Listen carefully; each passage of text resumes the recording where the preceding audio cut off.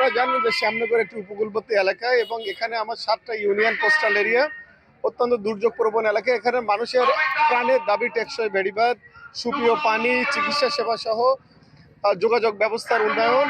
এটা হলো আমার এলাকার মানুষের প্রাণের দাবি। আমরা ইতিমধ্যেই অঙ্গীকার করেছি যে সুন্দরবনকে আন্তর্জাতিক মানের পর্যটন কেন্দ্র হিসেবে গড়ে তুলব।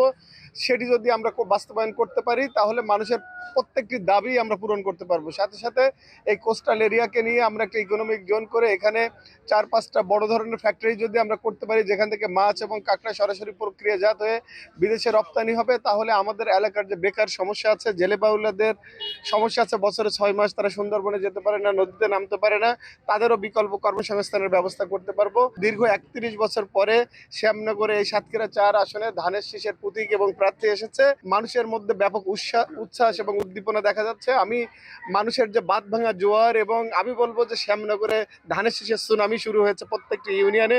যেখানে যাচ্ছি মানুষের বাঁধ ভাঙা জোয়ার, মানুষের স্বতঃস্ফূর্ত অংশগ্রহণ প্রত্যেকটি সভা সমাবেশে এটি প্রমাণ করে। ইনশাআল্লাহ আগামী 12ই ফেব্রুয়ারি শ্যামনগরের মানুষ নিরঙ্কুশভাবে ধানের শীষকে বিজয়ী করবে এবং এ ব্যাপারে আমরা শতভাগ আশাবাদী।